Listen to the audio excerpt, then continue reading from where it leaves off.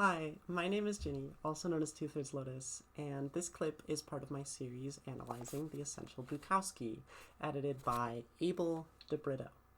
Nothing has been edited out, so you're seeing this exactly as it was streamed on Twitch, with all the imperfections and tangents of a live stream. If you want to learn more or catch me live, make sure to check out the description, otherwise enjoy the incredible work of Charles Bukowski. Let's read this. This poem is titled John Dillinger and Le Chasseur maudit. I don't know how to say it. I think that might be a little blurry. It's unfortunate and simply not the style, but I don't care. Girls remind me of hair in the sink. Girls remind me of intestines and bladders and excretory movements. It's unfortunate also that ice cream bells, babies, engine valves, plagiostomes, palm trees, footsteps in the hall all excite me with the cold calmness of the gravestone. Nowhere, perhaps, is the sanctuary, except in hearing that there were other desperate men. Dillinger, Rimbaud, Villon, Babyface Nelson, Seneca, Van Gogh, or desperate women, lady wrestlers, nurses, waitresses, whores, poetesses, although I do suppose the breaking out of ice cubes is important, or a mouse nosing an empty beer can. Two hollow emptinesses looking into each other. Or the night sea stuck with soiled ships that enter the cherry web of your brain with their lights, with their salty lights. That touch you and leave you for the more solid love of some India, or the driving great distances without reason, sleep drugged through open windows that tear and flap your shirt like a frightened bird. And always the stoplights, always red, night fire and defeat, scorpions, scraps, fardels, ex-jobs, ex-wives, ex-faces, ex-lives. Beethoven, in his grave, as dead as a beet. Red wheelbarrows, yes, perhaps, or a letter from hell signed by the devil, or two good boys beating the guts out of each other. In some cheap stadium, full of screaming smoke, but mostly I don't care.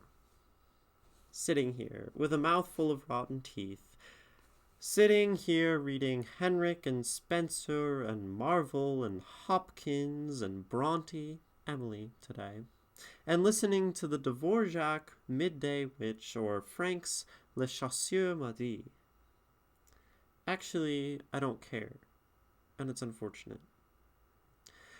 I have been getting letters from a young poet, very young it seems, telling me that someday I will most surely be recognized as one of the world's great poets. Poet! A malversation today. I walked in the sun and streets of this city, seeing nothing, learning nothing, being nothing, and coming back to my room. I passed an old woman who smiled a horrible smile. She was already dead, and everywhere I remembered wires. Telephone wires, electric wires, wires for electric faces, trapped like goldfish in the glass and smiling. And the birds were gone. None of the birds wanted wire, or the smiling of wire. And I closed my door, at last. But through the windows, it was the same. A horn honked, somebody laughed, a toilet flushed, and oddly then, I thought of all the horses with numbers that have gone by in the screaming, Gone by like Socrates, gone by like Lorca, like Chatterton. I'd rather imagine our death will not matter too much, except as a matter of disposal. A problem, like dumping the garbage. And although I have saved the young poet's letters, I do not believe them. But like at the diseased palm trees and the end of the sun, I sometimes look. John Dillinger and Les Chasseurs Maudits by Charles Bukowski. I'm so confused, you say. And you said, interesting that the men get named while the women do not. Okay, one woman, yeah. Emily Bronte, or whoever Bronte was named. We are currently reading John Dillinger and Les Chasseurs Maudits by Charles Bukowski. Okay. Hint. So, you're confused, Drowning Devil. Why are you confused? I mean, like, I definitely understand why you would be confused. This is a confusing poem.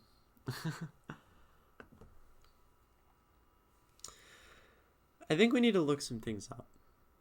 This is probably something reasonable.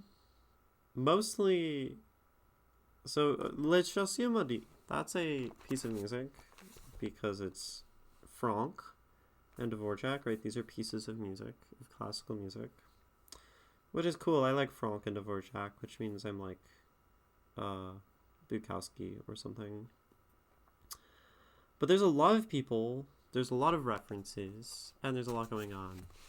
It did so much name dropping that I was focused on the names and I couldn't focus on the poem. Yeah, so clearly the most important ones are John Dillinger and Les Chasseurs Maudits, right? So we can look this up, right? Pretty simple, I would say. I need to be able to see my chat though. Perhaps. Okay. So, what is this called? So, John. No. Why? Okay, I can't see chat for a second. This is fine. John Dillinger. 1903 to 1934. That's a short life. 31. An American gangster during the Great Depression, accused of robbing 24 banks and 4 police stations. Dillinger was imprisoned several times and escaped twice. Huh. Okay. No wonder he only lived till 31. Any notable literature, perhaps? Referenced every so often. Bukowski not mentioned here, it looks like. More depictions. Okay, well, it's somewhere in there, probably. Oh, Babyface Nelson. This was also mentioned in the poem, which is interesting. What is this? Babyface Nelson. An American robber. So this is also some sort of criminal. Alongside Seneca and Van Gogh, desperate men. This makes sense, actually. And then Les Chasseurs. Oh. Wait, is this a piece? Okay, it is. By Franck. Symphonic poem by César Franck. Piccolo, 2 oboes, 2 clarinets, 2 flutes, 4 bassoons, 4 horns. Cool. No strings. Should we listen to this? I don't think we need to. Inspired by the ballad Der Wild Jagger, The Wild Hunter, German poet Gottfried August Burger tells the story of a count in Rhine who dares to go hunting on a Sunday morning in violation of the Sabbath. Peace begins. The court defiantly sounds his hunting horn. Hunting horn despite the warnings of the church, and then he is pursued by demons. Cool. That is the story, roughly. Is he inspired by criminals, or is it a metaphor for something I'm not getting? Question mark, question mark, question mark. Definitely, I don't think the primary inspiration here is criminals, but they're both mentioned here under the label of desperate men. And I think the idea is to associate the desperation of the criminal with the desperation of the artist and the philosopher, which is interesting.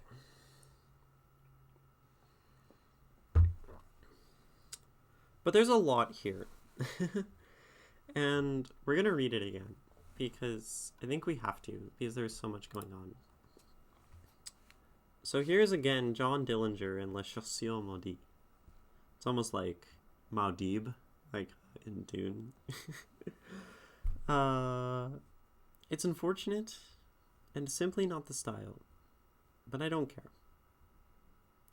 Girls remind me of hair in the sink. Girls remind me of intestines and bladders and excretory movements. It's unfortunate also that ice cream bells, babies, engine valves, plagiostomes, palm trees, footsteps in the hall all excite me with the cold calmness of the gravestone. Nowhere, perhaps, is there sanctuary except in hearing that there were other desperate men. Dillinger, Rimbaud, Villon, Babyface Nelson, Seneca, Van Gogh. Or desperate women, lady wrestlers, nurses, waitresses, whores, poetesses. Although I do suppose the breaking out of ice cubes is important. Or a mouse nosing an empty beer can. Two hollow emptinesses looking into each other, or the night sea stuck with soiled ships that enter the sherry web of your brain with their lights, with their salty lights that touch you and leave you for the more solid love of some India. Or driving great distances without reason, sleep-drugged through open windows that tear and flap your shirt like a frightened bird, and always the stoplights, always red, night fire, and defeat, scorpions, scraps, fardels, ex-jobs, ex-wives, ex-faces, ex-lives. Beethoven, in his grave, as dead as a beet. Red wheelbarrows, yes, perhaps, or a letter from hell signed by the devil, or two good boys beating the guts out of each other in some cheap stadium full of screaming smoke. But mostly I don't care, sitting here with a mouthful of rotten teeth. Sitting here reading Herrick and Spencer and Marvell and Hopkins and Bronte, Emily today, and listening to the Dvorak Midday Witch, or Frank's Les Chasseurs maudits. Actually, I don't care, and it's unfortunate. I have been getting letters from a young poet, very young it seems, telling me that someday I will most surely be recognized as one of the world's greatest poets. Poet. A malversation. Today, I walked in the sun and streets of this city, seeing nothing, learning nothing, being nothing, and coming back to my room, I passed an old woman who smiled a horrible smile. She was already dead, and everywhere I remembered wires, telephone wires, electric wires, wires for electric faces, trapped like goldfish in the glass and smiling. And the birds were gone. None of the birds wanted wire or the smiling of wire, and I closed my door at last. But through the window it was the same. A horn honked, somebody laughed, a toilet flushed, and oddly then I thought all the horses with numbers. I thought of all the horses with numbers that have gone by in the screaming, gone by like Socrates, gone by like Lorca and Chatterton. I'd rather imagine our death will not matter too much, except as a matter of disposal, a problem, like dumping the garbage. And although I have saved the young poet's letters, I do not believe them.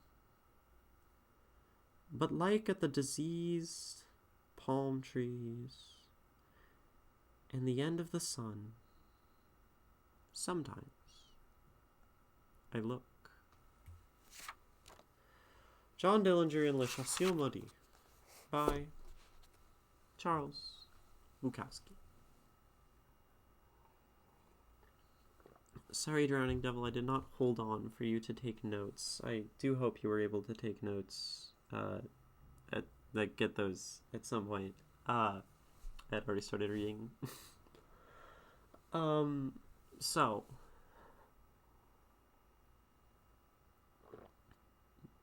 Took notes while I was reading. Perfect.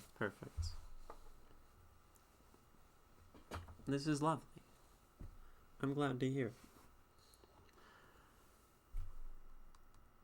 Where would I like to start in this poem? Is there anywhere that you all thought very much stuck out to you in the poem? Things that felt important. You have 9 things you noticed.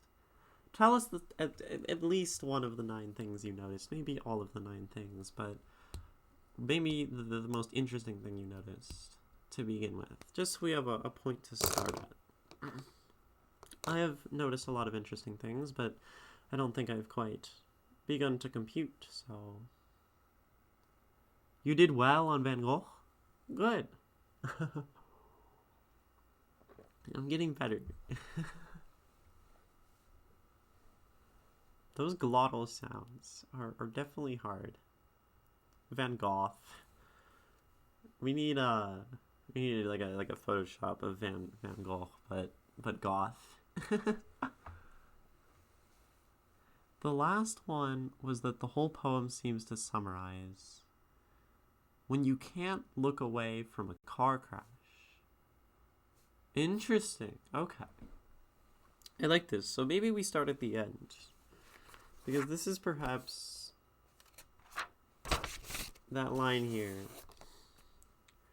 I do not believe them, but like at the diseased palm trees in the end of the sun, sometimes I look. Dutch sounds like a rusty coffee grinder, and I like the sound of rusty coffee grinders.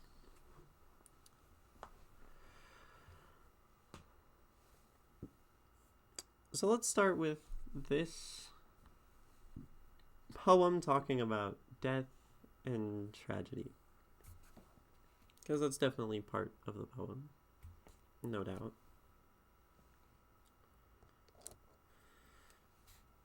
And maybe we divide this into some sections. There's the last section, which has the... Oh, there's a lot of sections in this poem. We're not going to divide it into sections. I do not believe them. Although I saved the young poet's letters, I do not believe them. But like at the diseased palm trees, the end of the sun, I sometimes look. Poetry analysis? Yes, Nerdarine. Poetry analysis indeed. Yeah, say some other things you noticed as well, Drowning Devil. This might be a very broad thing to start with, that idea, now that I'm staring down this poem. But tell us more, my my analytic Padawan.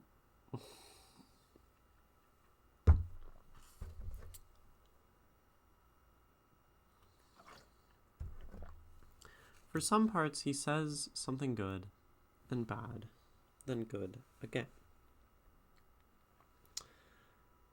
So perhaps something good, something bad, then something good again. Is there a specific part that you are referencing? I'm not sure I picked this up. Ice Cube's mouse nosing.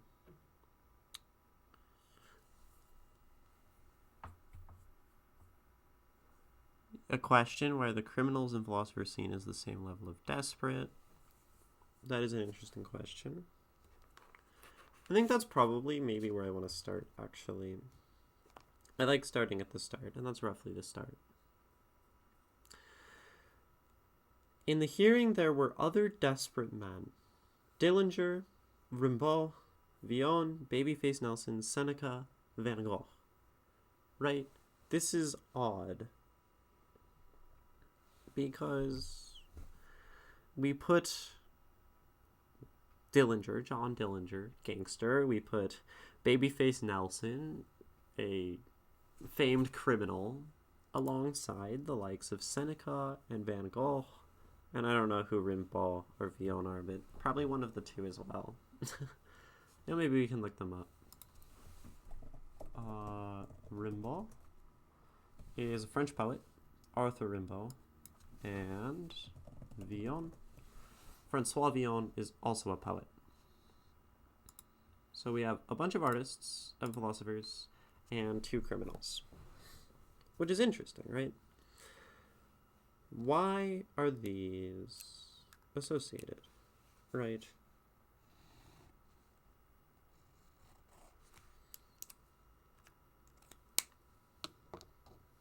They're also organized in the particular way of one criminal, two artists, one criminal, two artists, right? And why?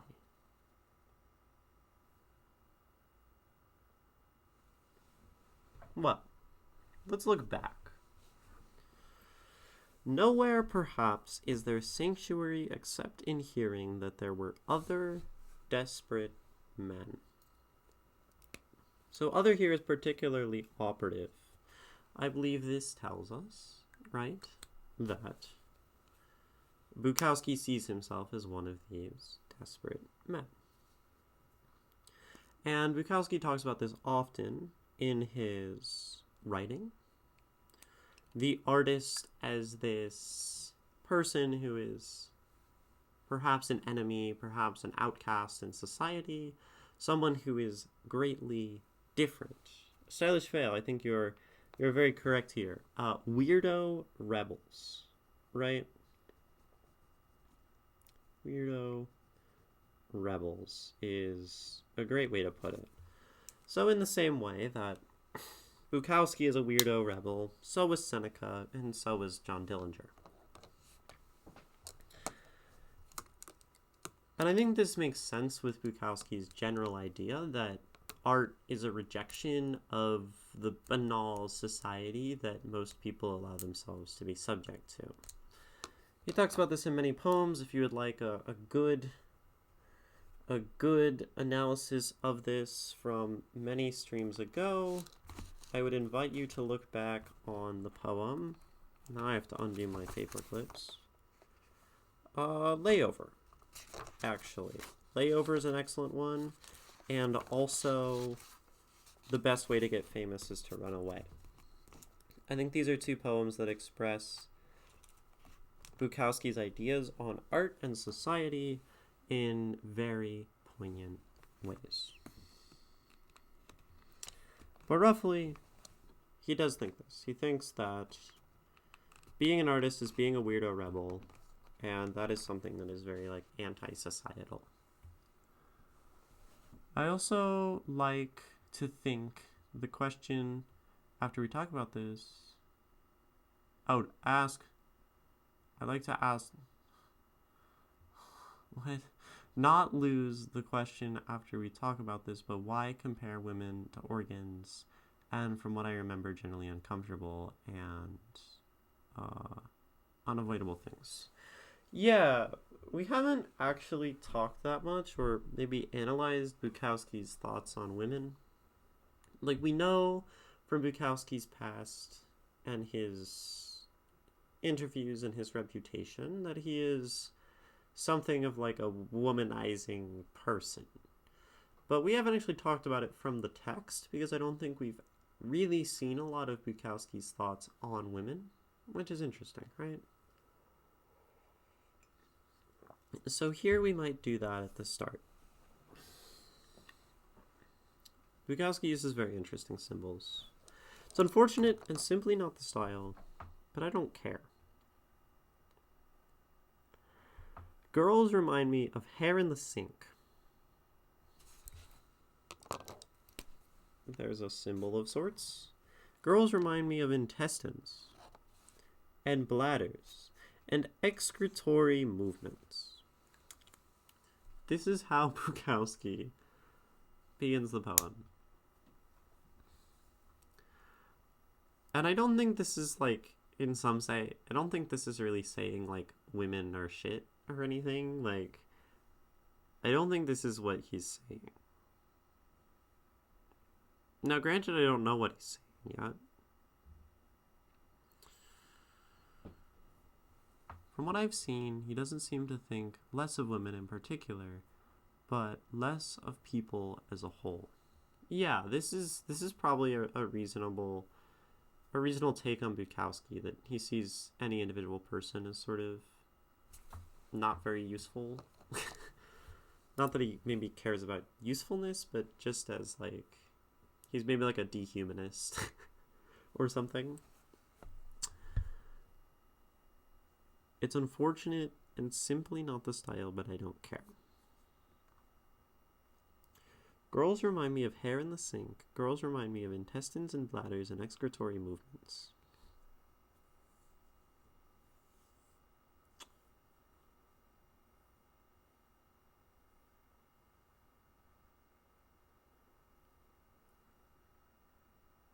He's a nihilist. I don't think he's a nihilist, actually, but he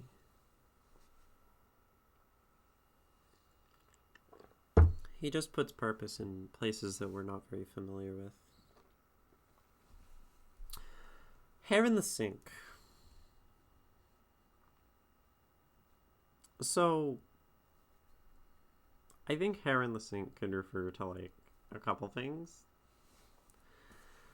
So,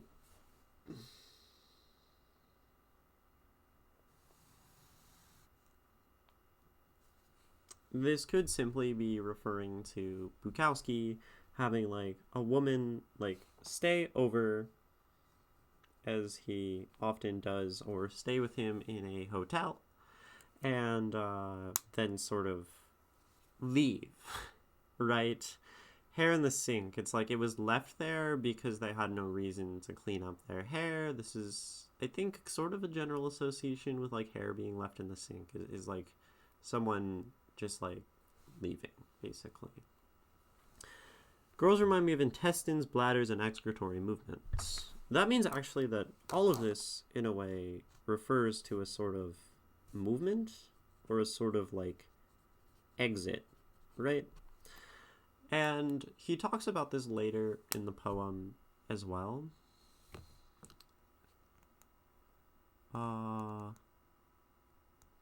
Yeah, long woman's hair. I think about this as long women's hair.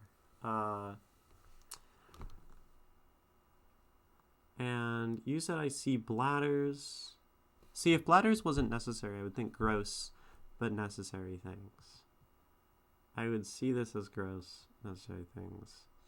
I see the associate in hair in the sink as like cutting your hair. That's possible too.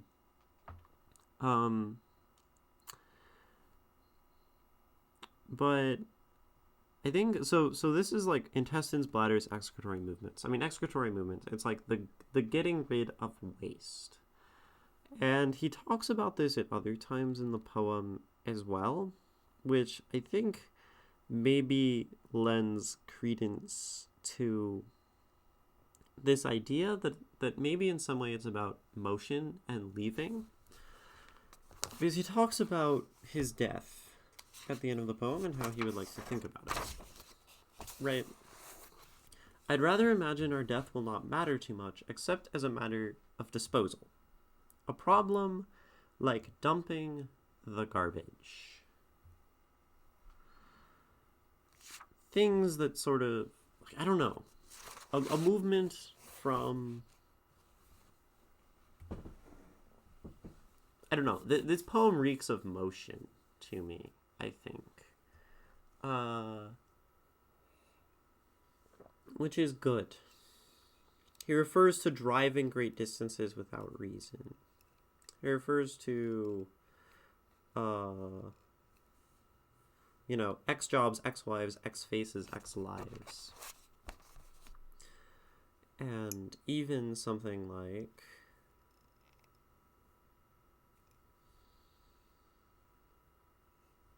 then he talks about like death again.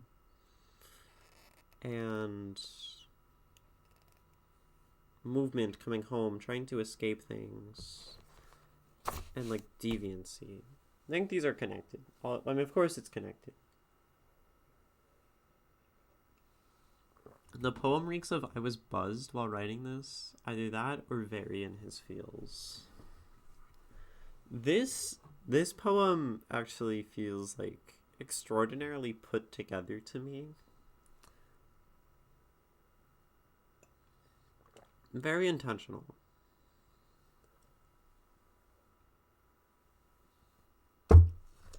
Yeah. And I think this is just a consequence of sort of reference. When I find consistent references throughout a poem, when I find like these deep cuts of people and a sort of through line of story, like I find the Buzz poem to be something that doesn't necessarily go somewhere. It just rambles and moves freely. There's a beauty in that. But this poem very much comes to a conclusion that wraps almost back to the very beginning. References it, it's much more flowy. Yeah. And it's also like a very flowery poem. He uses some interesting words and language throughout that tell me this is a very like intentional work. I could be wrong, but I don't think one writes the word plagiostomes while buzzed, is all I'm thinking, I guess.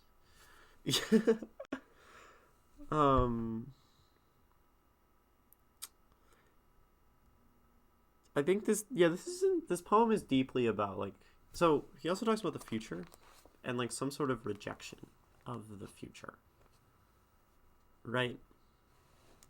The poet telling him that one day he will surely be recognized as one of the world's greatest poets.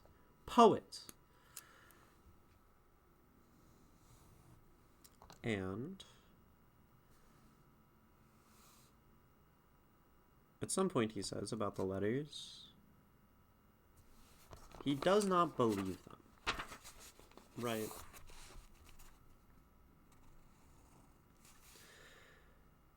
So he does not believe that he will be one of the world's great poets. And he will die and be tossed out like the trash. You know? It is a very ironic poem.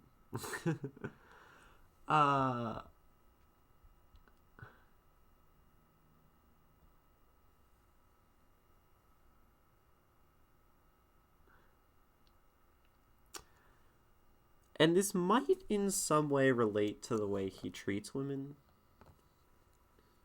Like, this could actually say in a sense that he does treat girls very poorly.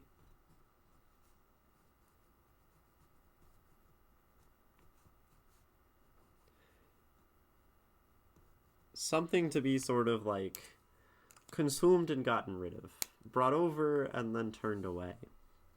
He says it's unfortunate. Like, I think he often is pretty self-aware of his, like, negative tendencies and issues.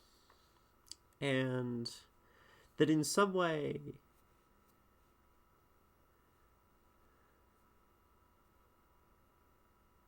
like, I don't think he... I think I need to do analysis before I speak more broadly. But I think this could be referring to the treating... Actually, like, genuinely just treating women poorly. Because he does this. I need to stretch and refill my tea. So I'm going to run a quick ad. And I know we've sort of said very little about this poem, but that's okay. It's a big poem, and it will take time, and it will distract me from the fact that I'm deeply tired. And it has been. But it's slow going. I'll be back.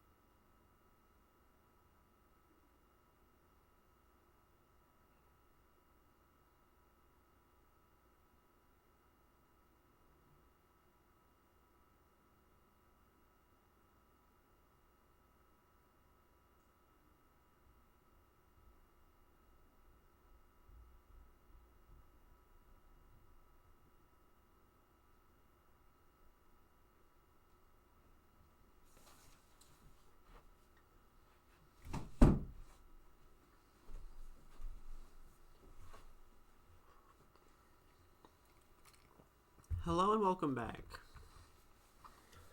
I'm still Ginny, still known as Two-Thirds Lotus, and we are still trying to parse our way through a quite difficult Bukowski poem. I wonder if that's why he saw the women as already dead in that one part. Like, she already had one foot in the grave by just being alive and not being memorable. That's a very interesting point, Drowning Devil. I do like that. It's a good thought. We'll pin that one in our head. He's reducing them to body parts, just not tits and ass. Yeah, and this is something Bukowski does. He does this in The State of World Affairs from a Third Floor Window, right? He reduces a girl to just being unsymphonic and uninteresting because she's not physically attractive. So this might be a quality of Bukowski, caring about, like, just the body, which maybe is important given this poem is often about death. Could be a major theme. True, he's also reducing them to kind of useful parts of the body, which is interesting. That's also true. But do we really want to be reduced to just, like, our base and useful function? Probably not. Was Bukowski an incel? It's Incel. I don't think Bukowski was an incel because he had a lot of sex. I don't think he thinks of them as useful, just a base. Like nothing beyond the requisite parts of function. That's why I said in mentality. Well, like, I think being an incel is fundamentally a mentality. I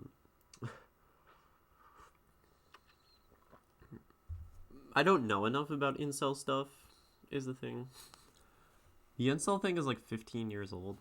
I mean, yeah, like Bukowski wouldn't have known what an incel is, but I think incels existed before we called the people incels on the internet, right? I think just because the term didn't exist, yeah. There were probably less incels because the idea of the incel is definitely a product of a lot of trends that have been exacerbated by the internet age. Not as a movement, certainly. Yeah.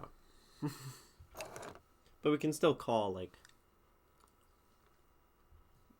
if we think we relate Bukowski to an incel, we can still call Bukowski something of an incel.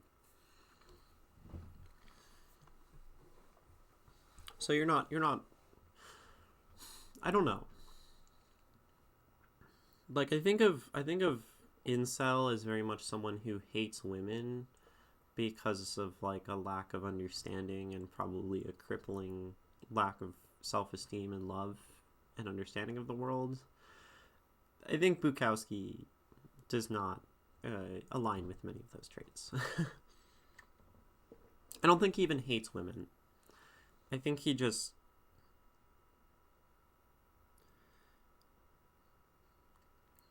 Okay. Just doesn't care for them. I don't know. Maybe he hates women.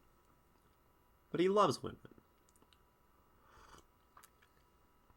We know that he's held deep and genuine love for women through Jane. Right. Maybe he went incel after she died. I don't know. Let's continue, though. It's unfortunate also that ice cream bells, babies, engine valves, plagiostomes, palm trees, which we do mention later, footsteps in the hall, all excite me with the cold calmness of the gravestone.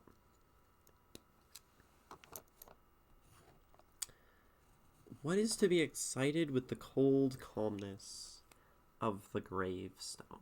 This is an extremely interesting line to me, and one that is kind of fascinating, right? Because death is still, it is cold and calm, as he says, and yet he is excited with that. So perhaps excite just means inspired within, which is cool. I mean, it shows a sort of dichotomous juxtaposition here or something. I'm not sure. You can sleep with someone and not care about them, and loving one woman doesn't make a man not an incel. Well, that's true. Yeah. I think there are lots of incels who loved one woman and then became incels. But incel also comes from involuntary celibate, and I think fundamentally, like, having game means you're not an incel. Because I think we know that Bukowski had game in general. Poets tend to, in fact. I know this.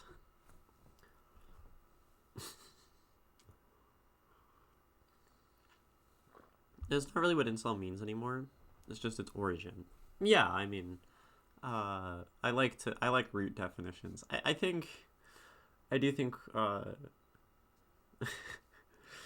the incel discussion is probably not super related to the poem, though. Just because it muddies the waters of understanding.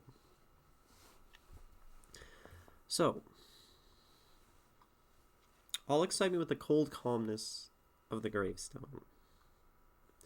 Nowhere perhaps is there sanctuary, except that there were other desperate men. So I think the cold calmness of the gravestone this might be saying that it inspires in him a fear of death. Because he says immediately after that he needs to find sanctuary from it, and sanctuary from his desperation. And he talks a lot about the nature of impending death and grappling with his fear and acceptance of it. I think later in his life he comes to acceptance, but this doesn't mean throughout his work he has accepted death. So excitement, but calm and cold, that feels potentially like a description of fear, right? So, and this means ice cream bells, joy, maybe, babies, new life, engine valves, technology, plagiostomes, I don't actually really know what that means, palm trees, footsteps in the hall, right? Life in general, I think this is just painting a broad picture of life. Life reminds him of death.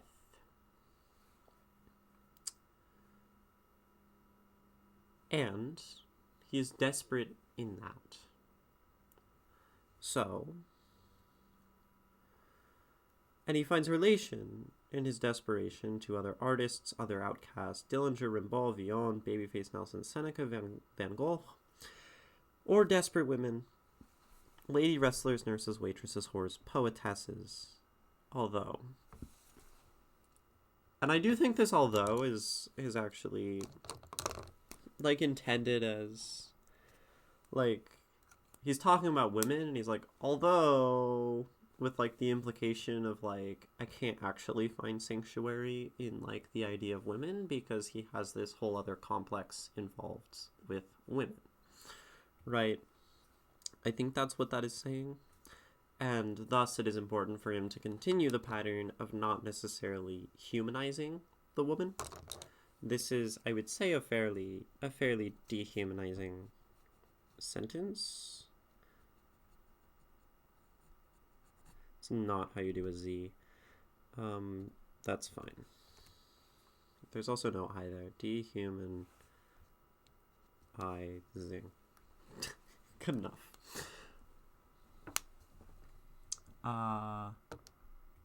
Also, he doesn't complain about not being able to get a girl. It's more that they insist on being there and stuff, all gross and fleshy. So I just took it as a description of what death is. Not fear, not joy, just what it is.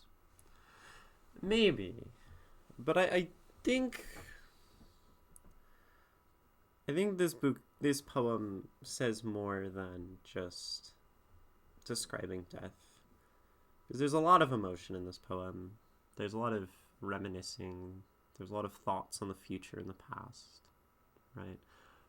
Not like his bratty twinks. So he dehumanizes women, and he finds, like, comfort in his outcastedness. Something to do with bodies. I don't know. I do suppose that the breaking out of ice cubes is important. Or a mouse nosing an empty beer can. Two hollow emptinesses looking into each other.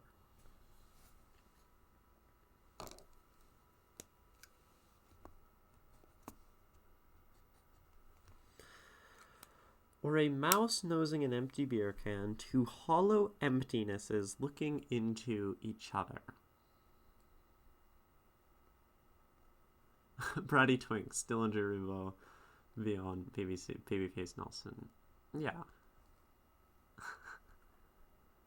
He just idolizes a certain type of dude. That is true. They are all bratty twinks. The weirdo rebels. I mean, the weirdo rebels tend to be like bratty twinks, I think. And then some of them in the modern era are able to turn into trans femmes.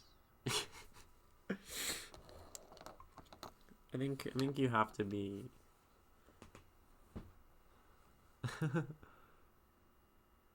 Don't use that if you're not gay. Yeah. I really would start using twink as an insult. I use twink as a very like endearing term.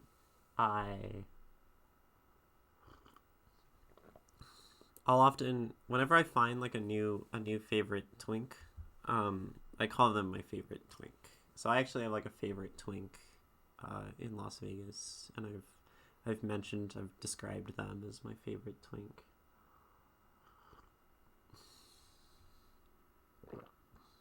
Oops, then you were just using a homophobic slur.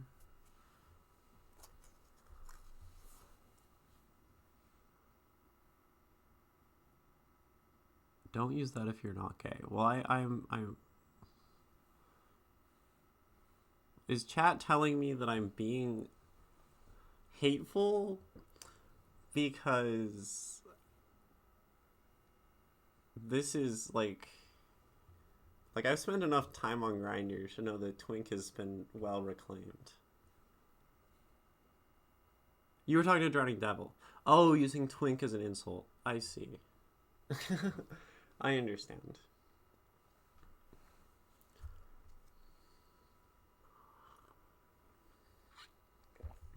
I called myself a twink before I was trans.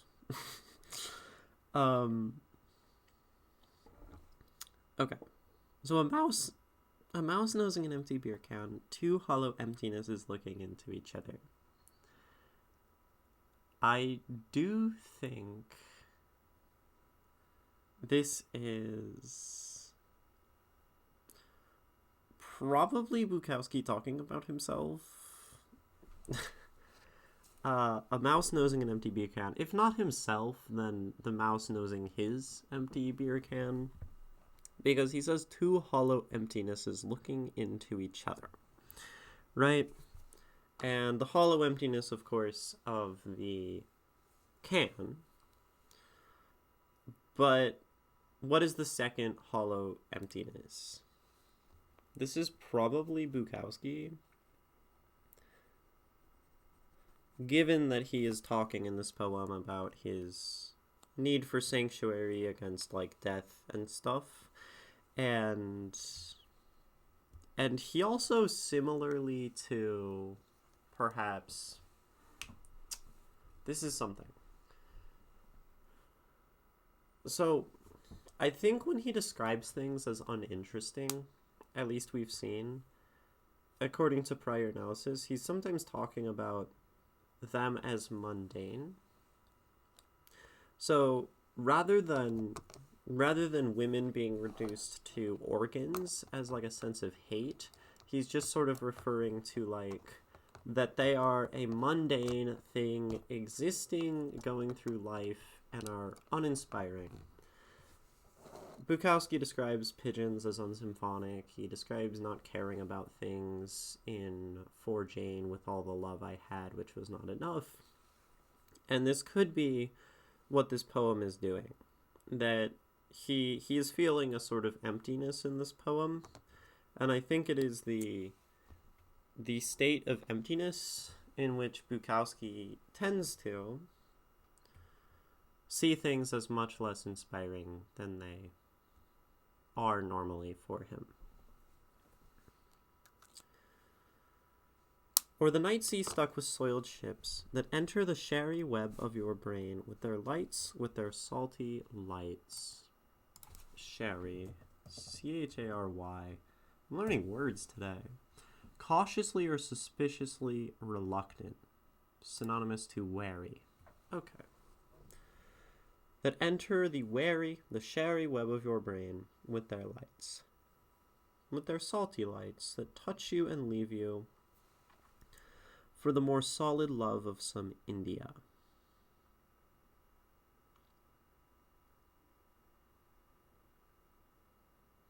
Is this whole thing talking about women? So, the boats might be women?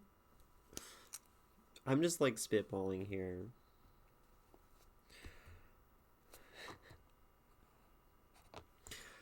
Or the night sea stuck with soiled ships that enter the sherry web of your brain with their lights, with their salty lights that touch you and leave you for more solid love of some India.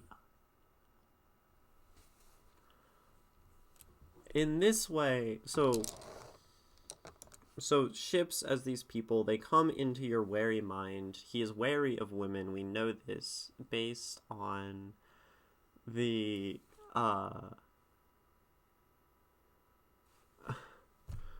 based on like the start of it, that he's wary of women. Women give him this like weird association with life. And they enter his brain and it feels light, and then they touch you and then they leave, right? And then they leave for this more solid love of some India, because Bukowski doesn't have solid love. Bukowski is this is not Charles, right? So they go find someone else, and Bukowski is left sort of alone, right? So this could be women. And maybe the mouse nosing in the empty beer can, two hollow emptinesses looking at each other, is like Bukowski as a small and alone thing, as opposed to when he is with women. This whole thing could be about women, but I'm not sure. You need, oh god, did I say that? Is this whole thing talking about women? I need to learn how to clip. Clipping is easy. So you like hover over the screen so you can see like the pause and stuff, and then in the bottom right corner you click clip, and then you want to go in and like you want to hit like trim or edit, and then you can scroll around within the clip and then like get it to be the right part of the clip, right?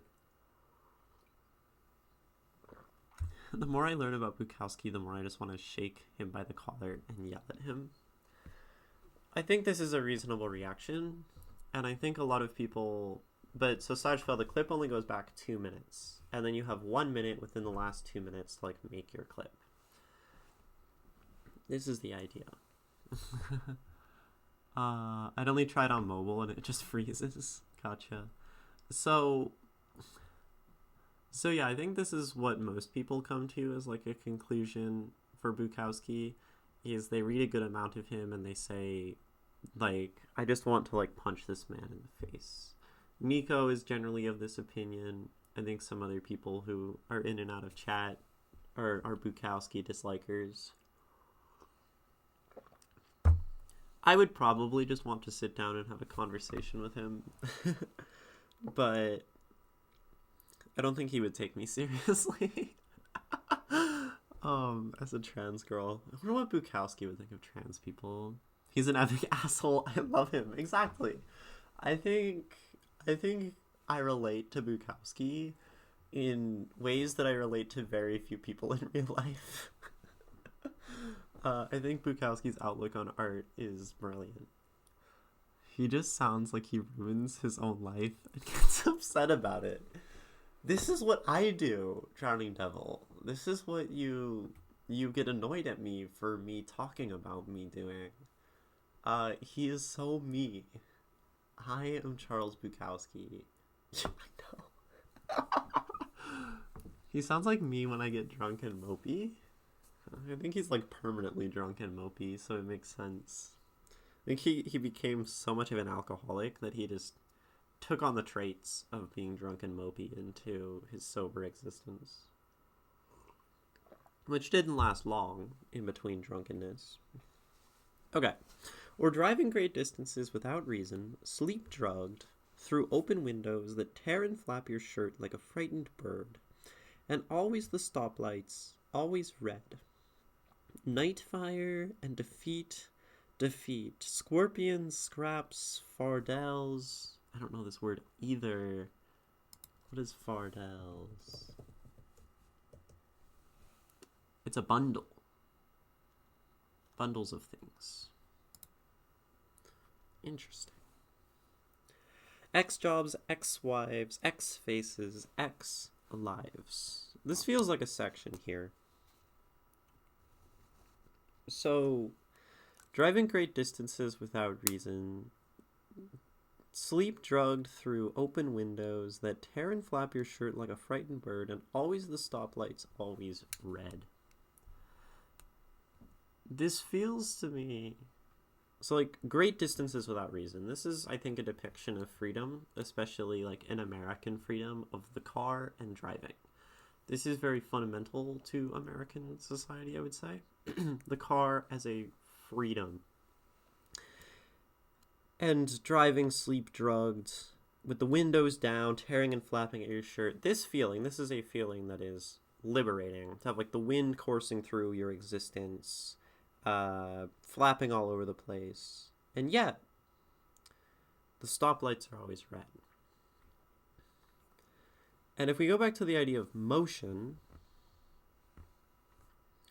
and like death, then maybe this is saying sort of that Bukowski wants to move, Bukowski wants to be free, and then he gets hit by red lights and defeats and scorpions and ex-jobs and ex-wives and ex-faces and ex-lives, right? And in that sense, he is sort of slowed down by the existence of society. This might be speaking to a desire for liberation from the whole thing.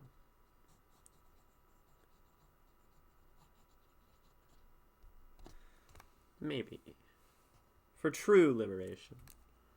For driving endlessly into the night and never having to come back. People that actively do things to make their lives harder always upset me.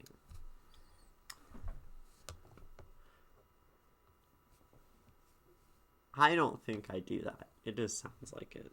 It's a lot. Beethoven in his grave and dead as a beat.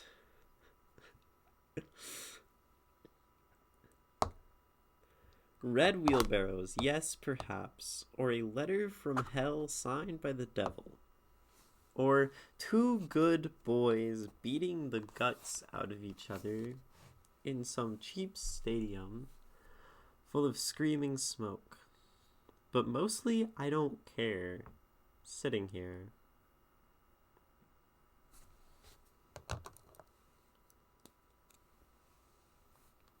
Let's put this like, that's a section. I don't care. Says this at the start. I don't care.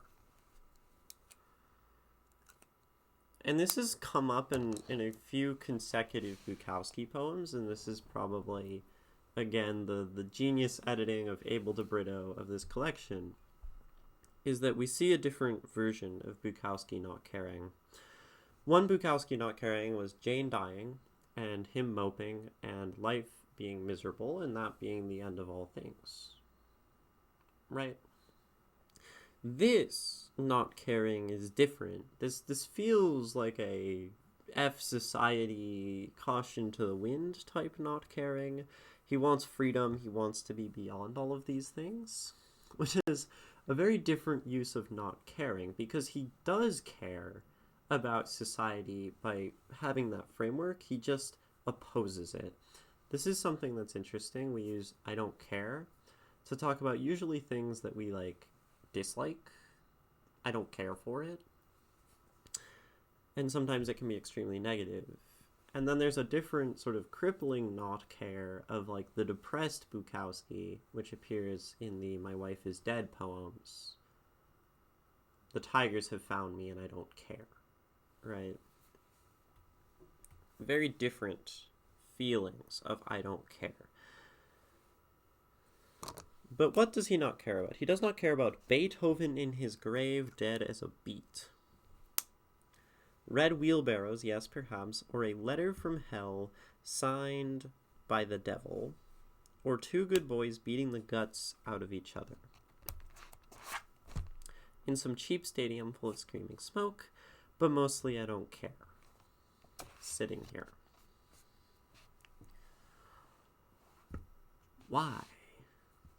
Or what is it? What do these represent him not caring about? A letter from hell signed by the devil.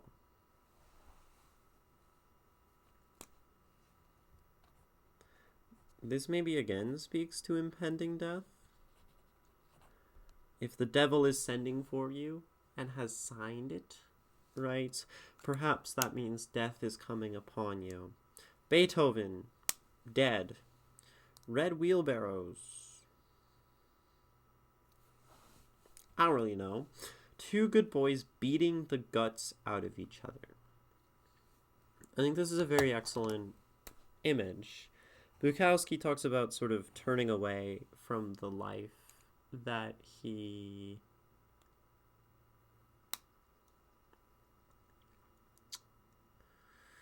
used to live. He talks about this in The Loser, where he fought, he was a fighter, he punched people, he knocked over a guy who gave him advice to stop writing. He gets home, he takes off the wrappings on his hand, he writes his first poem, and then he starts fighting. Right, poetry is his way of fighting. And him not caring for two good boys beating the guts out of each other maybe refers to sort of what you're talking about, Droning Devil, intentionally ruining one's own life. Right, this is like a march toward death, I think.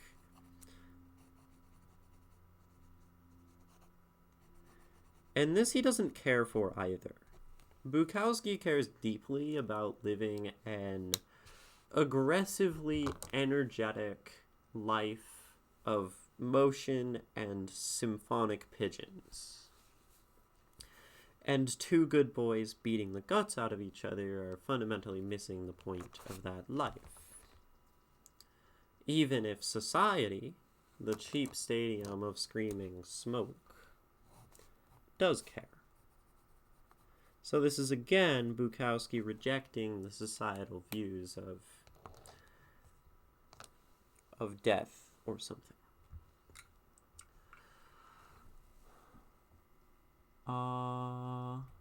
Everybody gets to live their life, and no one does it well. Be kind to people who take a weird detour. No, but some people are privileged and like to pretend to struggle. I'm not saying that's what Ginny does at all, but whenever people put themselves in situations to make their life more interesting, it pisses me off. Because I don't have to do that for my life to be hard. It's just insulting. Nobody's life's an insult to you. I'm not sure how to properly communicate what I'm thinking in a Twitch comment section. Yeah, I actually really understand this sentiment. And people do it to a great degree in some cases. But I would say usually one doing something to make their own life more difficult probably is speaking to some underlying pressure or some legitimate pain inside of them that is being reflected in self-sabotage. And I don't think that person wants that. It's sort of a symptom of their own mind. Basically, whenever someone does something that I don't like, I chalk it up to them struggling legitimately, and this tends to make me more compassionate. I don't think anyone is ever at fault for doing evil, basically. Some people do, though. I've met them. And I say those people maybe might be the people I'm talking about. Because I don't like to assume anything ill of someone looking into their mind. Because I can't look into someone else's mind. But I do understand that. This is my trustingness, Droning Devil. Which you also in ways disagree with, so this is a point of tension, right? I think you might just be inexperienced with assholes.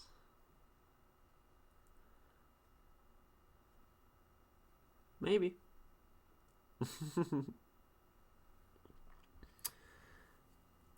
With a mouthful of rotten teeth, sitting here reading Herrick and Spencer and Marvel and Hopkins and Bronte, Emily today, and listening to the Dvorak Midday Witch, or Frank's Le Chasseur Maudit, actually I don't care. And it's unfortunate.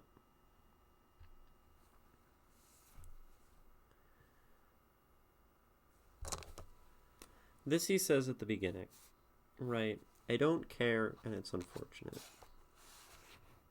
Or it's unfortunate, it's simply not the style, but I don't care.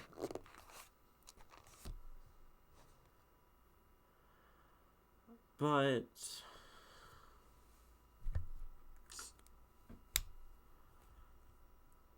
it's really hard to tell what Bukowski doesn't care about.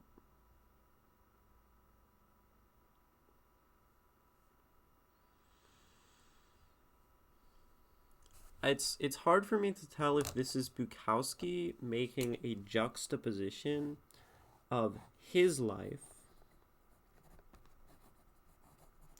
against society, right? Sort of juxtaposing these things. I feel like I need like a system of symbols to describe juxtapositions and dichotomies and stuff. Maybe I should work on this. Like a codified symbol. But his life disagreeing with society and saying again, I don't care about the other lives of society, or he's maybe saying that I don't care about my own means of survival. And thank you for the follow, Krista Walsh, something that's cut off from my screen. We're reading Bukowski, Charles, our boy.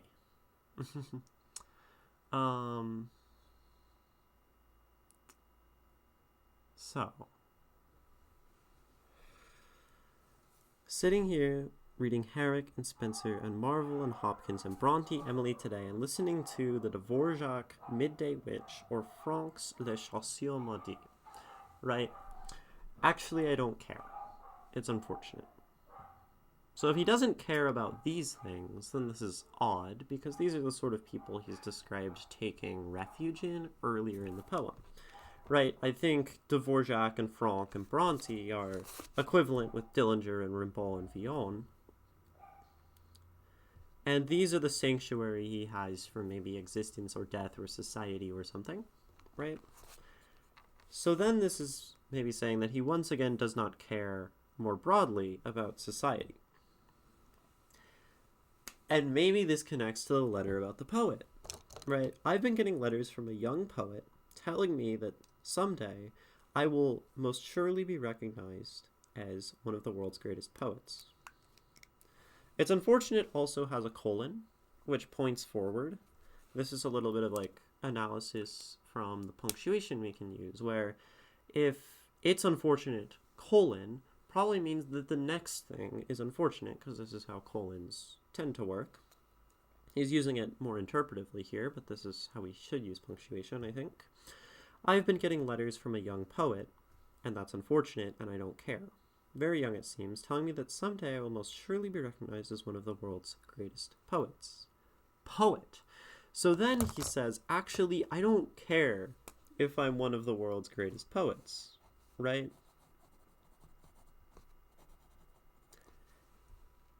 And that maybe, very young it seems, this person is naive.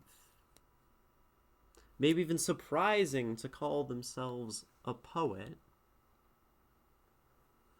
because they care about the world's greatest poets. And then this digs into Bukowski's rejection then of society and societal norms and how we view art and how it is valued by the broader scope of things. That maybe makes sense, right? So that's very possible.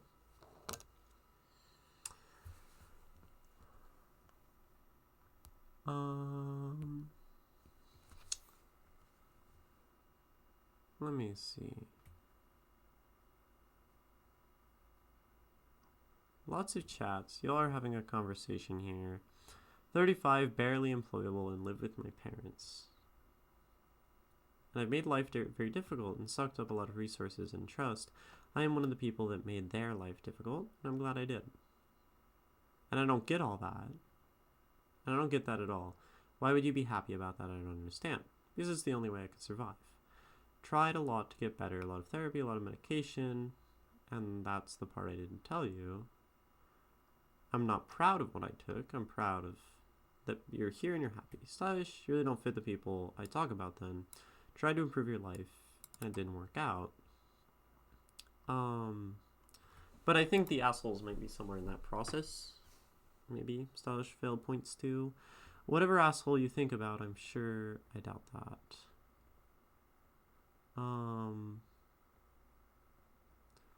I don't want to be in the slightly better category. If you say it with your chest. That makes sense. See, this is why you don't fit, because you seemingly just self-sabotaging. The people I meant, you struggle to seem more interesting. Yeah, seeming is an interesting thing. Because all we know is what we see and what seems. And it can be dangerous to assume based on that. Oh. I like that line, Sash Fail. People do a lot of seeming. Can I put that in a poem? I'm putting that in my notebook.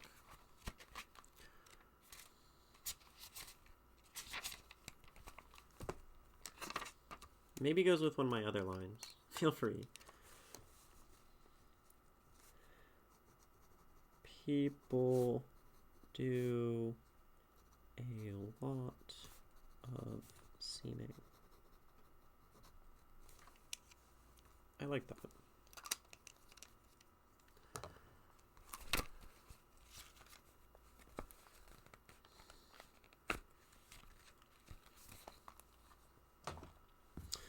A malversation. Is this supposed to be like a play on conversation, or is this a word? Corrupt behavior in a person of trust, especially in public office. Well, that's new. A malversation.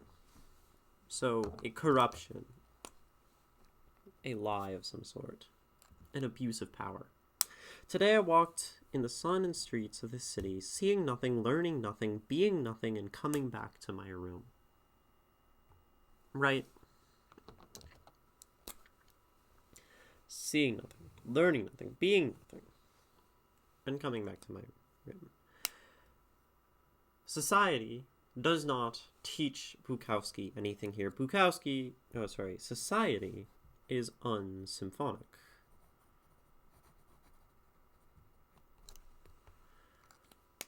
And gives him nothing. He comes back to his room and sees an old woman with a horrible smile who is already dead because she is equally unsymphonic. All he remembered everywhere was wires. Telephone wires, electric wires, wires for electric faces. Trapped like goldfish in the glass and smiling, the birds were gone. None of the birds wanted wire or the smiling of wire, the smiling of the wire electric faces. You will never stop fighting, high caliber. Life is a struggle and I'll stop when I perish. I like that go-getter attitude. Wires for electric faces. So then I think wires are this representation of like a society that Bukowski probably doesn't like. He doesn't like the electrified, modernized, like, slop of it all. The sprawl of LA.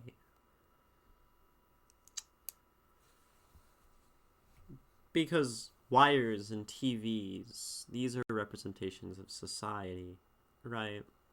He doesn't like TV. We heard that in an interview. He hates TV, I think. He doesn't like media that infects his mind, right?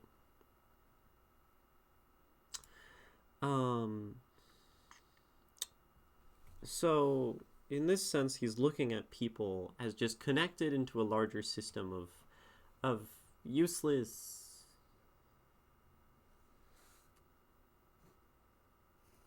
wiring, which he tries to escape. He gets inside, he closes his door. But through the windows it was the same. A horn honked, somebody laughed, a toilet flushed, and oddly then, I thought of all the horses with numbers that have gone by in the screaming, gone by like Socrates, gone by like Lorca, like Chatterton. So, he continues to be bombarded by a normal life which he is describing some amount of hatred for.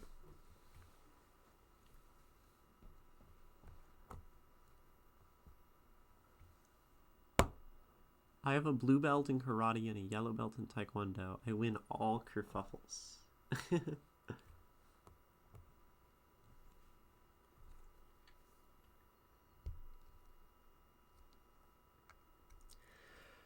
I thought of all the horses with numbers that have gone by in the screaming. And I think this is sort of death for entertainment, right?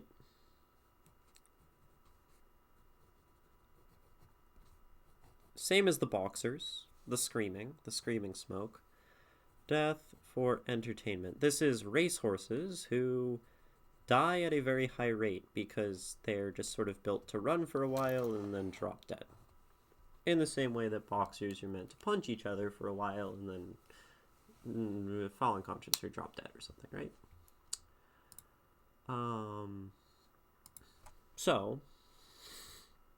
And gone by like Socrates, gone by like Lorca, like Chatterton.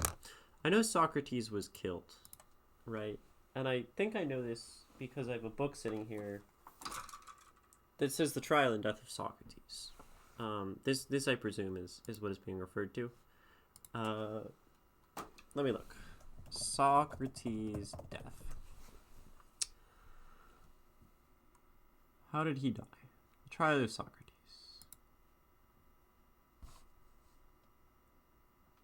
Impiety against the pantheon of Athens, corruption of the youth of the city-state, failing to acknowledge that the gods city acknowledge, and introducing new deities, and then he's killed. So yeah, the death for speaking out, the death for going against society. Let's look at Lorca, death. Federico Garcia Lorca. Federico Garcia Lorca was killed on official orders, say 1960s police files. Okay, so he was murdered by the state as well. And then Chatterton, death. I'm not sure who this is referring to.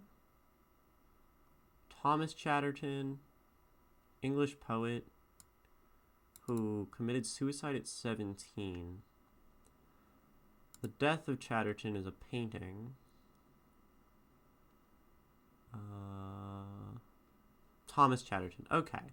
So then this is a suicide. This is 2 state-sanctioned murders and a suicide. Right.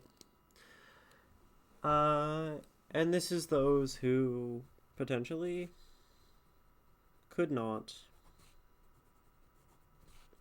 deal, basically. They couldn't deal with society, or society couldn't deal with them. Right?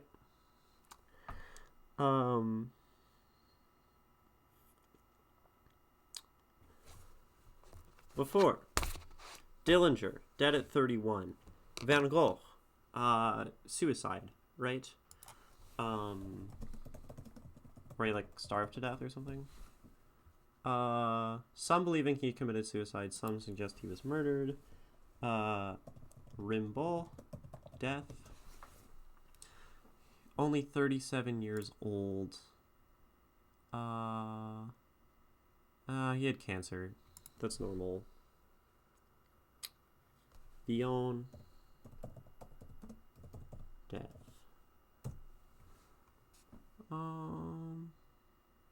He was banished by his country and then died somewhere out in the middle of nowhere. Babyface Nelson was killed, probably.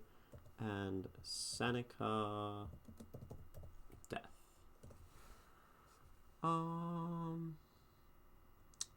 Died by suicide. So this actually adds some very interesting clarity to the poem. Right? Now we're talking about suicide and the ways people die. And the ways... Escape.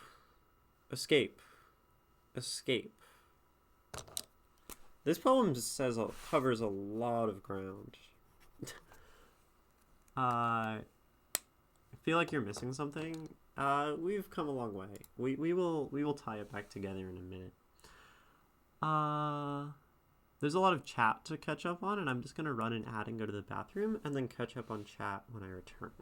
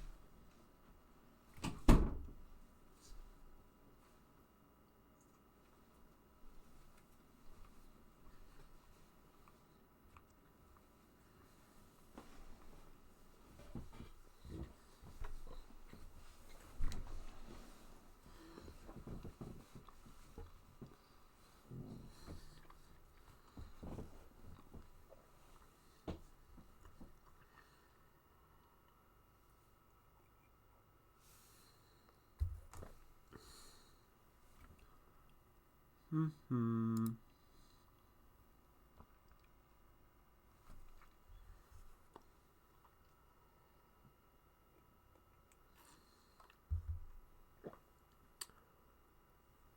back. I'm Ginny, still known as 2/3 Lotus. Sometimes I want to read Bukowski as a deeply closeted trans woman, and I know that's false, but sometimes the thought just tickles my head. Let me catch up on chat, though. I'm not going to elaborate on that point.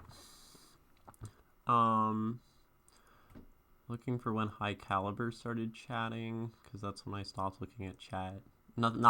This is not a means of causation. I had one he didn't really take me seriously, caught my leg, and then 10 other guys.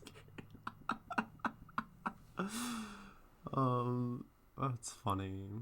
He was poisoned with hemlock, because he was a debate bro, avant la lettre. Van Gogh died of suicide. How did you win the fight? Flawlessly. So confused. Felt stupid during the whole thing. Feel like I was in the wrong, but like I was missing something. Well, some people fill the description. You said I didn't like me. I felt a little called out. I think this is why it felt like a fight, probably. I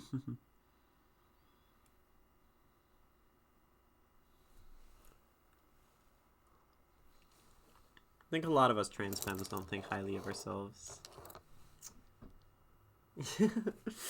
Let me read this whole thing again to get some context. John Dillinger in Les Chaussures Maudit. It's unfortunate and simply not the style, but I don't care. Girls remind me of hair in the sink. Girls remind me of intestines and bladders and excretory movements. It's unfortunate also that ice cream bells, babies, engine valves, plagiostomes, palm trees, footsteps in the hall all excite me with the cold calmness of the gravestone. Nowhere, perhaps, is there sanctuary, except in hearing that there were other desperate men. Dillinger, Rimbaud, Villon, Babyface Nelson, Seneca, Van Gogh, or desperate women, lady wrestlers, nurses, waitresses, whores, poetesses. Although, I do suppose the breaking out of ice cubes is important. Or a mouse nosing an empty beer can, two hollow emptinesses looking into each other. Or the night sea, stuck with soiled ships that enter the sherry web of your brain with their lights, with their salty lights, that touch you and leave you for the more solid love of some India. Or driving great distances without reason, sleep-drugged through open windows that tear and flap your shirt like a frightened bird, and always the stoplights, always red, night fire and defeat, scorpions, scraps, fardells, ex-jobs, ex-wives, ex-faces, ex-lives. Beethoven in his grave is dead as a beet. Red wheelbarrows, yes, perhaps. Or a letter from hell signed by the devil. Or two good boys beating the guts out of each other. In some cheap stadium full of screaming smoke, but mostly I don't care. Sitting here, with a mouthful of rotten teeth, sitting here reading Herrick and Spencer and Marvell and Hopkins and Bronte, Emily today, and listening to the Dvorak Midday Witch, or Frank's Les Chaussures Maudits. Actually, I don't care, and it's unfortunate. I've been getting letters from a very young poet. Very young, it seems. Telling me that someday I will most surely be recognized as one of the world's great poets. Poet? A malversation. Today, I walked in the sun and streets of this city, seeing nothing, learning nothing, being nothing, and coming back to my room. I passed an old woman who smiled a horrible smile. She was already dead. And everywhere I remembered wires, telephone wires, electric wires, wires for electric faces trapped like goldfish in the glass and smiling, and the birds were gone.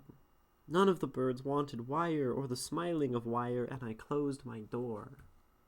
At last. But through the windows it was the same. A horn honked, somebody laughed, a toilet flushed, and oddly then I thought of all the horses with numbers that have gone by in the screaming, gone by like Socrates, gone by like Lorca, like Chatterton. I'd rather imagine our death will not matter too much, except as a matter of disposal, like dumping the garbage. And I've saved the young poet's letters. I do not believe them. But like at the diseased palm trees and the end of the sun, I sometimes look. John Dillinger in La Chasseur Maudit. I think this poem is kind of about suicide, not women.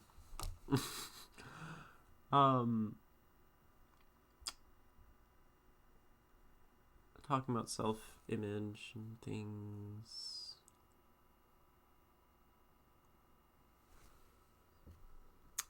I think this poem's about suicide. Or just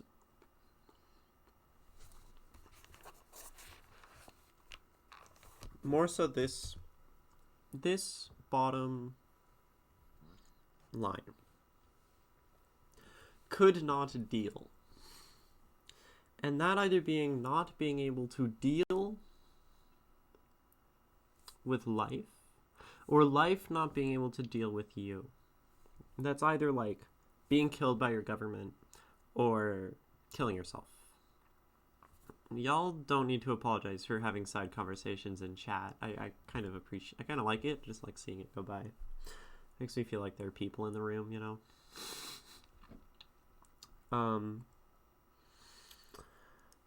I think I spent a lot of time as a poet saying words to the void and being ignored, so like that aspect is not particularly disturbing to me, so don't even worry about it.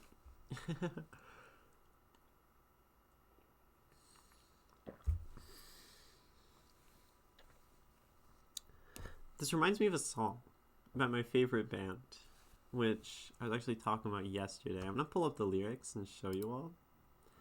It's basically like, so it's called Here's to Life by Streetlight Manifesto.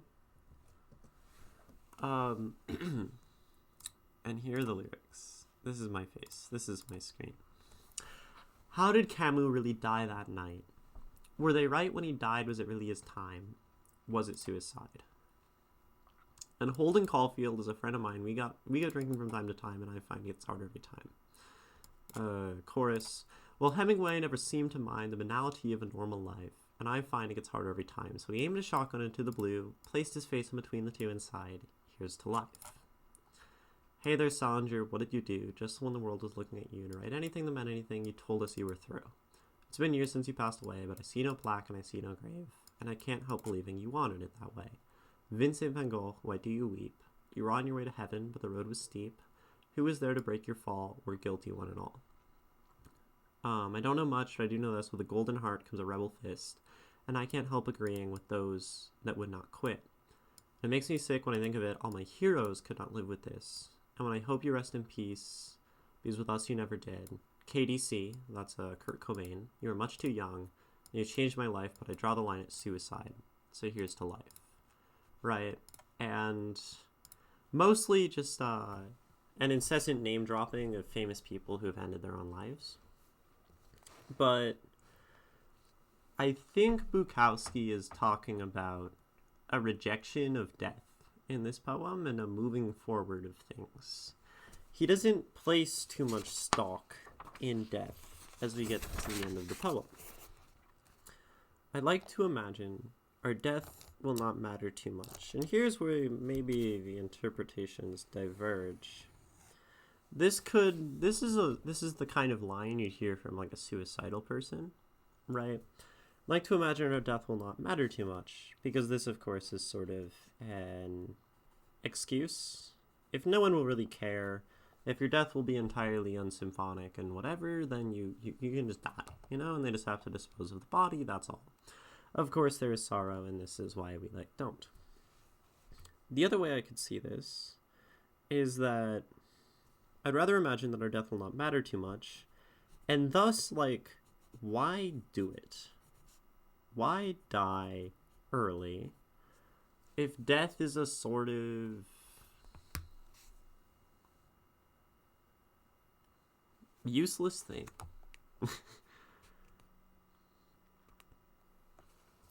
And although I've saved the young poet's letters, I do not believe them. But like at the diseased palm trees, death, the end of the sun, the end of the day, the passage of time, I sometimes look at death, society.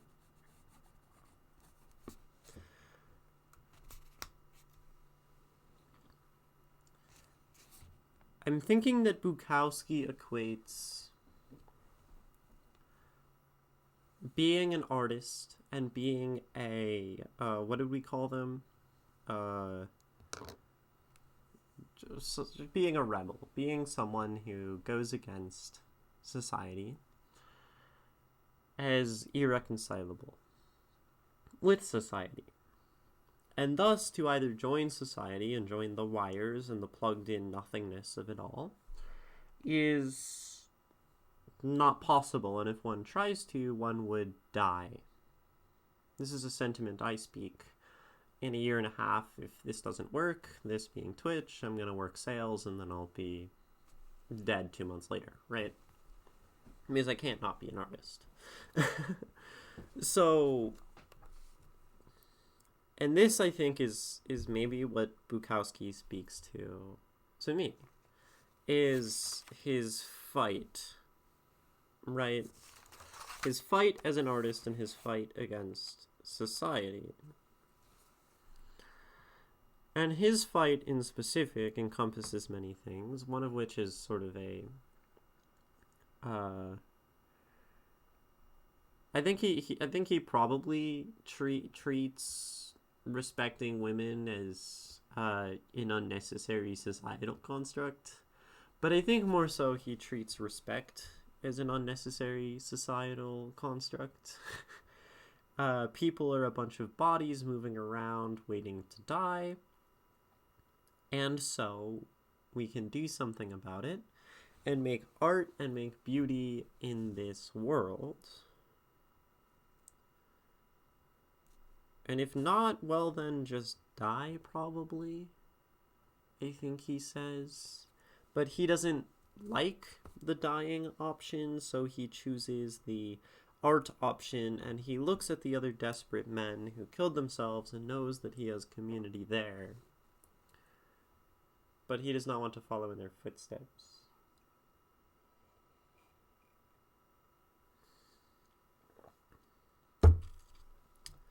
And he desires liberation, right, from society, a society that either pushes people to end their own life or kills people. I think having Dillinger and Babyface Nelson is important in this poem. My guess is he relates to them because he sees them in a way as artists. He sees them as people expressing beliefs and doing something that is their way of life. And society steps in and kills them for it, which is maybe reasonable, at least within the laws of society that they're in. But likewise, society kills the poet. Likewise, society kills the philosopher.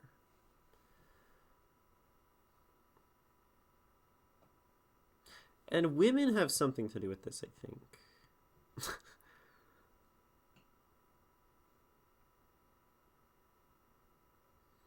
I don't know why he sees women like this.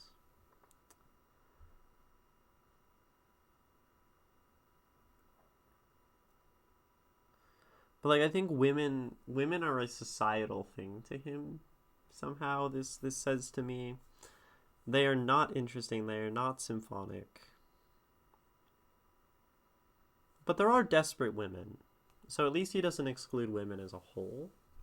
But the idea of women, the idea of love and all of that is maybe something too falsely earnest for him, something too societally regulated and regular.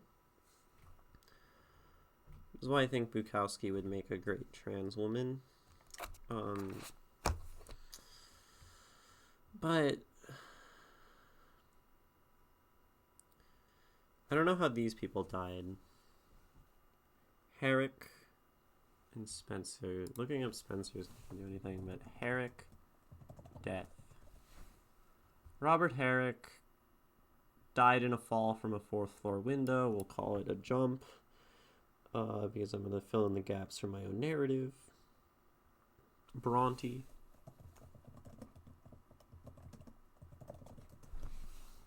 How did she die? She was only 30. Oh, she died of tuberculosis. She's a normal, boring person. Dvorak lived to be old, as far as I know. 62. Yeah. Okay. So some of them are just referring to artists, I think. But also, so Les Chasseurs Maudits. Let's return to the title. This is the story of a man who knowingly goes on a hunt on the Sabbath. And the day of rest, he decides to go and hunt, and when he does, he gets hunted by demons and killed.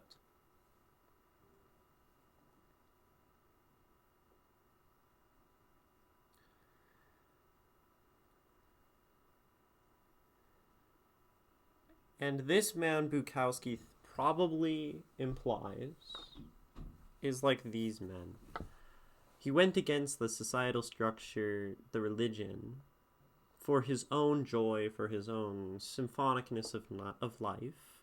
And when he does, he gets killed for it by cosmic forces. Right?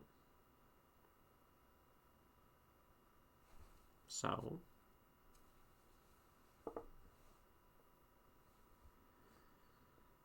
Bukowski leaves us with like an interesting choice. Do we accept society, or do we look at the things that are art and also in some way a road straight to death and persecution?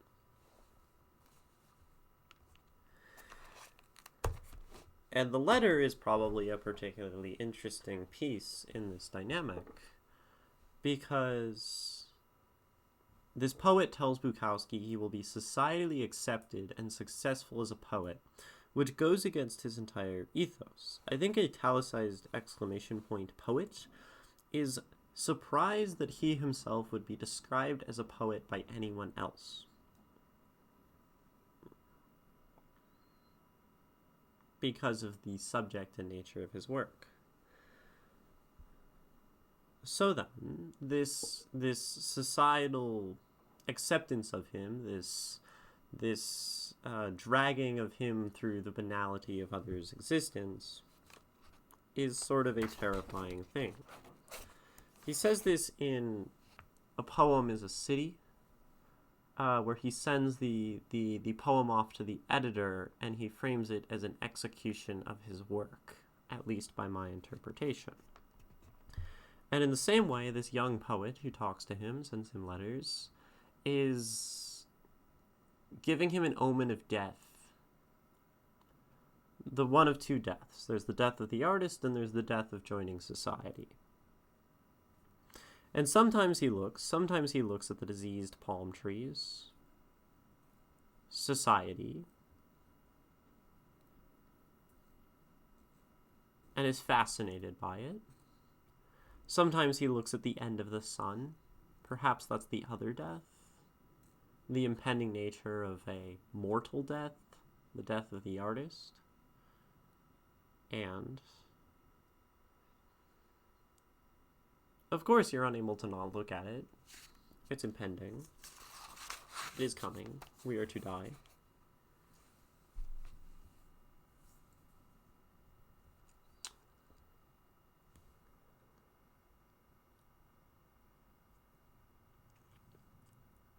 But he doesn't engage with either of them. Right? He doesn't kill himself. Bukowski does not die of suicide, as far as I am aware. And he doesn't know at the time of writing any poem whether or not he will die of suicide.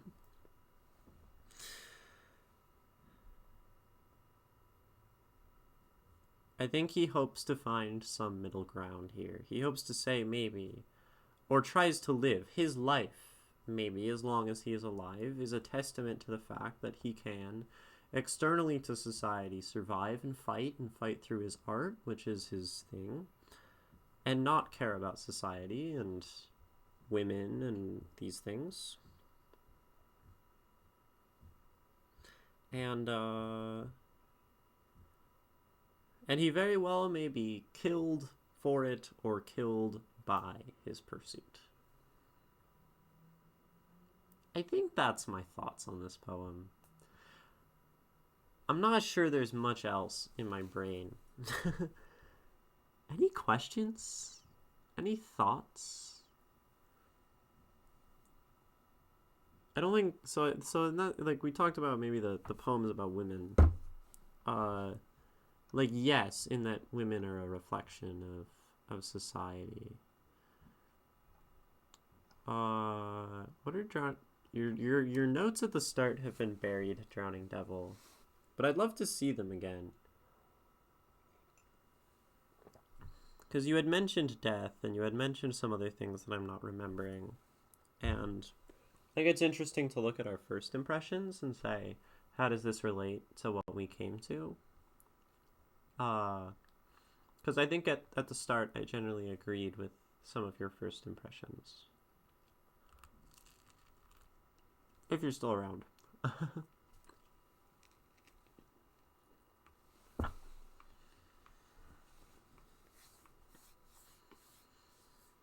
But if there are no questions, no comments, then we will read it again, and that will be the conclusion of John Dillinger and Les Chasseurs, maudit.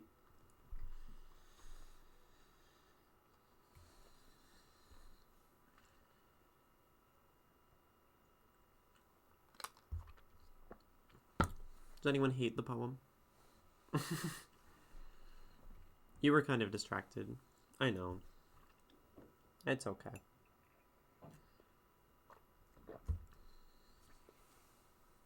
I think I need to spend more time with this poem, like, in a year.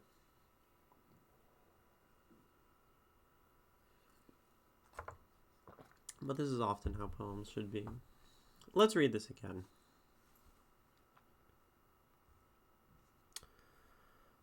John Dillinger and Les Chasseurs, maudit by Charles Bukowski. It's unfortunate and simply not the style, but I don't care.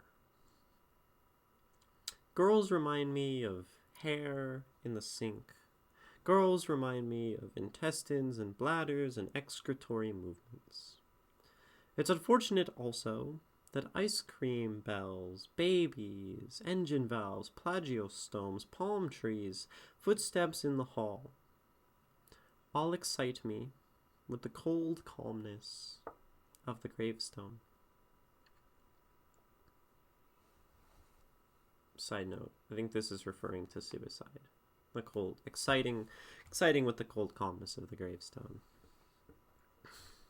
All excite me with the cold calmness of the gravestone. Nowhere, perhaps, is there sanctuary except in hearing that there were other desperate men. Dillinger, Rimbaud, Villon, Babyface Nelson, Seneca, Van Gogh. Sorry.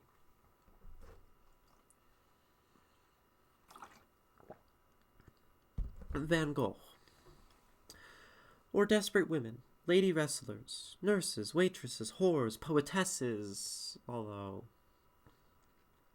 I do suppose the breaking out of ice cubes is important, or a mouse nosing an empty beer can, two hollow emptinesses looking into each other, or the night sea stuck with soiled ships that enter the sherry web of your brain with their lights, with their salty lights that touch you and leave you. For the more solid love of some India, or driving great distances without reason, sleep drugged through open windows that tear and flap your shirt like a frightened bird, and always the stoplights, always red, night fire and defeat, scorpions, scraps, fardels, ex-jobs, ex-wives, ex-faces, ex-lives. Beethoven in his grave, as dead as a beet. Red wheelbarrows, yes, perhaps. Or a letter from hell, signed by the devil. Or two good boys beating the guts out of each other in some cheap stadium full of screaming smoke. But mostly I don't care, sitting here, with a mouthful of rotten teeth, sitting here reading Herrick and Spencer and Marvell and Hopkins and Bronte, Emily today, and listening to the Dvorak Midday Witch, or Frank's Les Chasseurs Maudit. Actually, I don't care, and it's unfortunate. I've been getting letters from a young poet, very young, it seems, telling me that someday I will most surely be recognized as one of the world's great poets. Poet! A malversation. Today I walked in the sun and streets of this city, seeing nothing, learning nothing, being nothing, and coming back to my room. I passed an old woman who smiled a horrible smile. She was already dead, and everywhere I remembered wires. Telephone wires, electric wires, wires for electric faces, trapped like goldfish in the glass and smiling. And the birds were gone. None of the birds wanted wire or the smiling of wire, and I closed my door. At last. But through the windows it was the same. A horn honked, somebody laughed, a toilet flushed, and oddly then I thought of all the horses with numbers that have gone by in the screaming, gone by like Socrates, gone by like Lorca, like Chatterton. I'd rather imagine our death will not matter too much, except as a matter of disposal. A problem. Like dumping the garbage. And although I have saved the young poet's letters, I do not believe them.